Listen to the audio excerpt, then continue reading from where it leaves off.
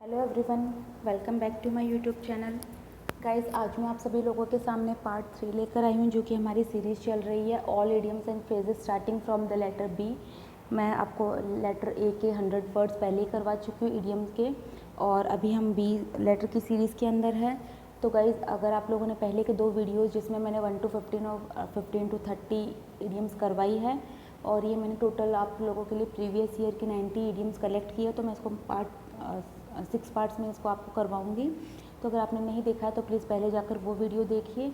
Obviously इसमें काफ़ी ज़्यादा चांसेस है कि बी लेटर से जितने भी एसएससी ने पूछी है, मैंने ऑलमोस्ट सारी इडियम्स ही कवर कर ली है। तो guys, without further ado, let's get started. Now guys, the first idiom in this is birds of same feather. Now guys, इसका सबसे पहले हिंदी मीनिंग क्या होगा कि ऑफ सेम टाइम, मतलब एक ही तरीके के लोग। तो आप इसको जैसे इसके भी अगर हिंदी मीनिंग अगर ट्रांसलेट करें कि एक ही पंख के सारे पक्षी, तो ऑब्वियसली जैसे आप देखेंगे, जैसे कौवा हो गया, जैसे हंस हो गया, जैसे आप कौवा और कोयल को कंपेयर करके इमेजिन करना मत बैठ जाना, अदरवाइज तो ऑब्वियसली आप फेदर से नहीं रिलेट कर पाएंगे।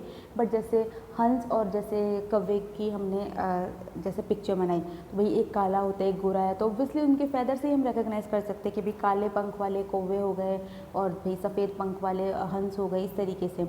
तो बर्ड्स ऑफ सेम फेदर मतलब कि एक ही पंख वाले पक्षी सारे के सारे, तो मतलब ये जो है ये डिनोट करेगा उन चीज़ों को जो एक ही तरीके की, जो समान तरीके की चीज़ें हैं, उनको ये डिनोट करेगा। तो obviously may be this imagination kind of thing will be helpful to you.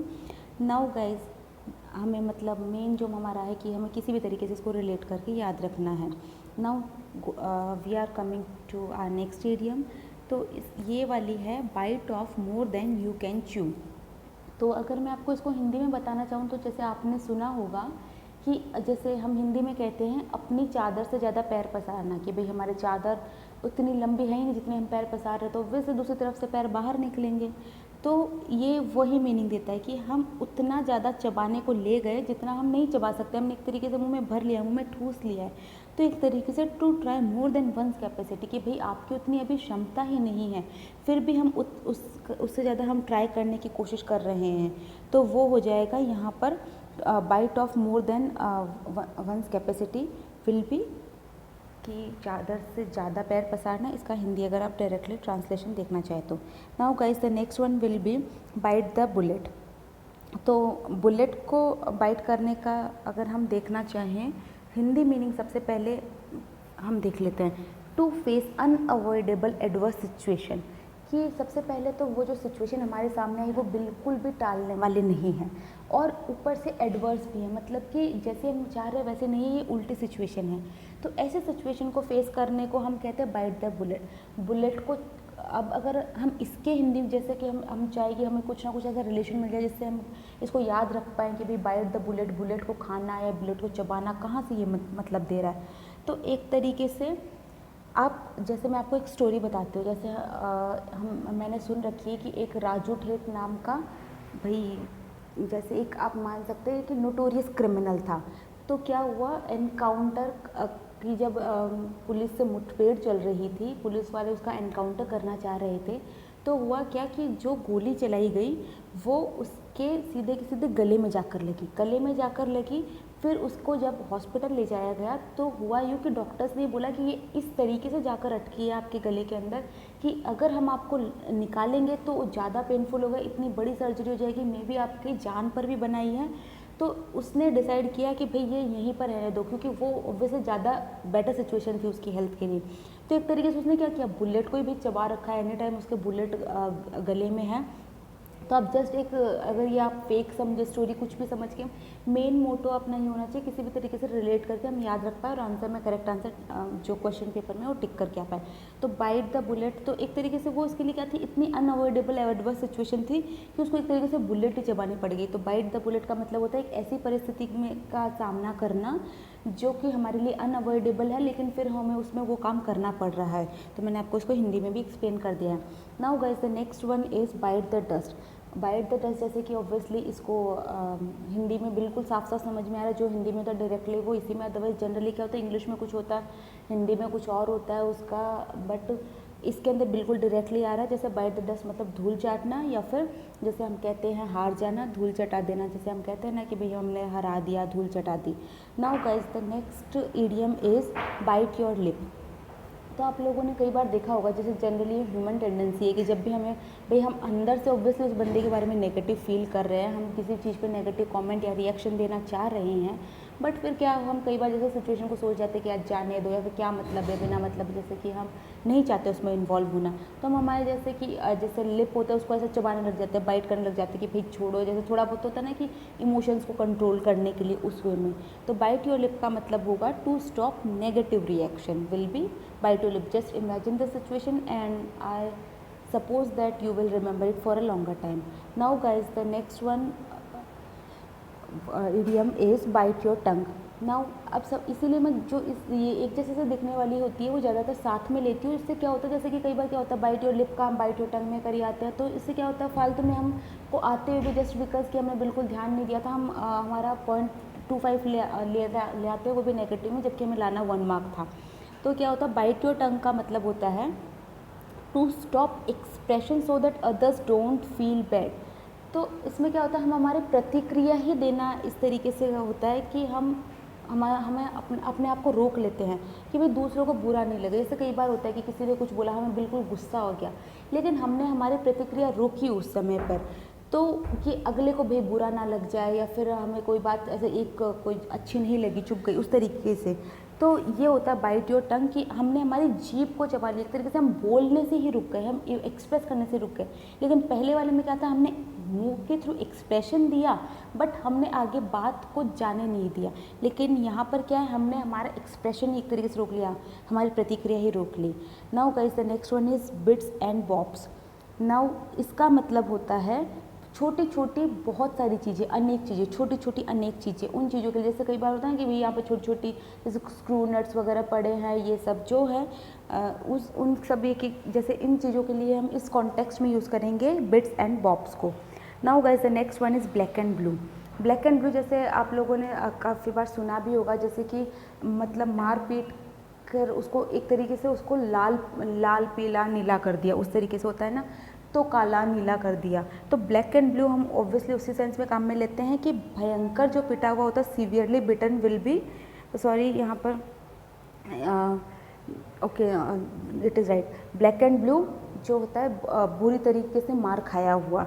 Now guys the next one is black sheep. Black sheep obviously आप सब लोगों ने पोएम काफ़ी बार सुना होगा, बाबा ब्लैक शीप, बट इसके अंदर ये उस वाली शीप की बात नहीं हो रही। जैसे कि यहाँ पर हम उस कॉन्टेक्स्ट में होते हैं जो होता है धूर्त व्यक्ति, कुटिल व्यक्ति, जो बिल्कुल विश्वास करने लायक नहीं होता है, तो हम उस सेंस में काम में लेते हैं ब्लैक शीप को, कि ब्लैक शीप कौन होता है, जिसे हम एक तरीके से डेवियस पर्सन बताना चाहते हैं कि ये बंदा बिल्कुल विश्वास लायक नहीं है, तो हम उसके लिए क्या कहेंगे कि he is a black sheep और she is a black sheep. तो ऑब्वियसली आप ट्राई कीजिए कि जब आपको ऐसे मौके मिले जिसमें आपको ये कहना हो, तो उसको आप मतलब कि धोखेबाज व्यक्ति ना कह के ब्लैक शिप कह के ट्राई कीजिए। उससे क्या होगा, आपका ऑब्वियसली कम्युनिकेशन स्किल भी इम्प्रूव होगा, क्यों, because guys it is the necessity today कि आप लोगों के ऑब्वियसली कम्युनिकेशन स्किल्स काफ़ी अच्छे होने ही चाहिए, हर जगह पर काम आता है। We know we are Indians and our mother language and our national language are different, but still हमारा आसपास का एनवायरनमेंट ही ऐसा हो चुका है कि इंग्लिश इज़ द नेसेसिटी। तो आपको वैसे भी डे टू डे लाइफ में भी काफ़ी यूज़फुल रहेगी ये सब चीज़ें, if you are very good at it, so it will be very helpful to you in interacting to someone, in communicating at your jobs and many other fields. Obviously एक अलग kind का just एक English ही है मानते, फिर भी एक अलग टाइप का थोड़ा इम्प्रेशन जाता है कि भाई हाँ, एक तरीके से 2 लैंग्वेज में परफेक्ट होना भी बहुत ही अच्छी बात होती है। हिंदी हमारी जगह बहुत ही अच्छी है, वो भी पूरी तरीके से आनी चाहिए। कोई भी लैंग्वेज अगर हम अच्छी तरीके से फ्लुएंटली बिना हेजिटेशन के अगर कम्युनिकेट कर पा रहे हैं तो इट इज़ वेरी नाइस। तो इसी कॉन्टेक्स्ट में मैं आपको बोल रही हूँ कि आप डे टू डे लाइफ में अगर आप वैसे भी यूज़ लेंगे तो वैसे भी हेल्पफुल रहेगा, और ऑब्वियसली आपको एग्ज़ाम में तो लॉन्गर टाइम के लिए याद रहेगा ही एग्ज़ाम के लिए। Now guys the next idiom is blaze a trail. तो एक तरीके से इसका हिंदी मीनिंग अगर हम निकालेंगे तो वो होगा कि कोई ऐसे तरीके की चीज़ कर देना जिसको अलग लोग फॉलो करें। जैसे फॉर एग्जांपल किसी ने एक तरीके का कुछ कार्य किया जिससे कि उसको बिल्कुल ही छोटे टाइम में सफलता मिले, तो हम जैसे कहते नहीं कि भाई बता तूने इस तरीके से कैसे किया, क्या हुआ। तो एक तरीके से उसने एक वो बोलते हैं ना परफॉर्मा सेट कर दिया कि भाई हाँ इस तरीके से कि अब उसको लोग फॉलो कर रहे हैं। तो एक होता ब्लेजर ट्रेल कि उसने वो एक तरीके से पूरा का पूरा बना दिया जिसको अब लोग फॉलो करेंगे। Now guys the next idiom is beyond the पेल। तो बियॉन्ड द पेल का मतलब होता है, पेल मतलब ऐसे तो फीका होता है, बट अगर हम इसको बिल्कुल हिंदी मीनिंग में तोड़ के ना रिलेट करें बल्कि अलग से जाए कि जो एक तरीके से होता है ना मॉरली जो अनएक्सेप्टेबल हो, मतलब कि जो हमारा जिसे कहते हैं ना नैतिकता जिसे कहते हैं हम, तो नैतिक रूप से जो हमारे लिए स्वीकार्य नहीं है तो उस चीज़ को हम कहेंगे कि ये बियॉन्ड द पेल है। कि भाई जैसे कि आजकल जैसे हम फॉर एग्जांपल ले लेते हैं कि मॉडर्नाइजेशन की और ओवर ही जाना, मतलब normal is well and good, but जैसे कई बार होता है कि कई लोग जस्टिफाई करने लग जाते हैं कि क्यों ये भी अगर उसका मन है तो ये भी चीज़ सही है, वो भी सही है। लेकिन कई बार होता है हमारे जो एथिक्स है, हमने जो बचपन से जो हमारे अंदर चीज़ें इनबॉर्न से हमें इनकलकेट की हुई, हमारे अंदर डाली हुई है, तो ये जो चीज़ें ना वो हमें मॉरली वो चीज़ें एक्सेप्ट करने नहीं देती। तो हम उसके लिए क्या कहेंगे, these things are beyond the pale for me. तो ये ना बोलकर कि these things are morally unacceptable for me, when we say these are beyond the pale, please don't try to explain me, these are beyond the pale for me. तो ये एक तरीके से मेरे लिए मॉरली अनएक्सेप्टेबल है। Now guys the next idiom is big bucks. Big bucks, obviously bug तो आप लोगों ने सुना ही होगा, जैसे कि काफ़ी सीरीज़ वगैरह में आता ही रहता है, बग मतलब मनी। तो बिग बक्स आप डायरेक्टली इसको रिलेट करके याद रख सकते हैं कि बिग बक्स मतलब होता है बहुत ही ज़्यादा मनी, बहुत ज़्यादा धन। तो बिग बक्स ये इसी के अंदर नाम छुपा हुआ है। लेकिन मैंने ये जो बिग फिश साथ में और ये दोनों इसीलिए लिए, जैसे कि मैंने आपको पहले भी आप लोगों ने वीडियोज़ में नोट किया होगा, जो भी एक जैसे दिखने वाले होता है मैं एक साथ ले लेती हूँ ताकि आपको कोई कन्फ्यूज़न नहीं रहे हो। कई बार क्या होता है जैसे हमने अगर एक ही पढ़ा होता है तो हम अगर दूसरा आता तो वैसा सा सोच के उसको गलत टिक कर आता है। तो बिग फिश क्या हो जाएगी, इंपॉर्टेंट पर्सन। ऐसे नहीं कि हमने जैसे बिग बग देखा बिल्कुल दिमाग से के बाद स्लिप हो जाता है। तो बिग फिश मतलब बड़ी मछली, बड़ी मछली वो होगी जो हमारे लिए इंपॉर्टेंट पर्सन है। आप इसको इस तरीके से भी रिलेट करके याद कर सकते हो कि भाई कोई मछुआरा है, मछली पकड़ने वाला है, उसको एक तो 10 छोटी छोटी मछलियाँ दो, एक आप उसको बड़ी सी व्हेल मछली दे दो, भाई उसका तो कितने दिनों का इंतज़ाम हो गया। तो ऑब्वियसली तो बिग फिश हो जाएगा जो हमारे लिए इंपॉर्टेंट पर्सन उस टाइम पे हो जाएगा। Now guys the next word is birds eye view. Birds eye view का मतलब होता है जिसे हम कहते हैं ना सरसरी निगाह से देखना, ऊपर ऊपर से देखना, टू गो थ्रू जिसको हम इंग्लिश में बोलते हैं। तो एक तरीके से आप इमेजिन कीजिए कि बर्ड है वो हमारी छत के ऊपर से जा रहा है, तो वो कौन सा चीज़ों को बहुत डीप में जाएगा। उसने हाँ भाई देखा ठीक है, उसको तो अपना चुग्गा दिख गया तो ठीक है, अदरवाइज चलो, मतलब वो तो हर चीज़ को सरसरी निगाह से ढूंढता हुआ चलता है। तो to go bird's eye view होता है सरसरी निगाह से देखना। Now guys the next idiom is bird brain. Bird brain को हम आप इसको जस्ट एक पिक्चर माइंड में सेट कीजिए कि जो पक्षी का दिमाग है वो बस मूर्ख है, तो बर्ड ब्रेन हो गया मूर्ख हो गया, बस दैट्स इट। आपको इस तरीके से याद करना है। और गाइज़ अगर आप लोगों को मेरी स्पीड थोड़ी ज़्यादा लगती है तो ऑब्वियसली यूट्यूब ने काफ़ी अच्छा फीचर दे रखा है, आप उसको स्पीड को कम कर लीजिए, और अगर आपको किसी को कम लगती है तो वो ज़्यादा कर दीजिए, तो आप स्पीड अपने अकॉर्डिंगली एडजस्ट कर लीजिए। बट मैं ट्राई करती हूँ कि ये जो भी है आपको वीडियोज़ में कम से कम टाइम में करवा दूँ। तो आज हमारा पार्ट 3 कंप्लीट होता है, तो stay tuned for the part 4 also, and if you have still not watched then go to part 1 and part 2 also. And guys, if you are liking the content of this channel then please like, share and subscribe to my YouTube channel which is Trick IQ for Study. Thank you so much guys for watching. Have a nice day.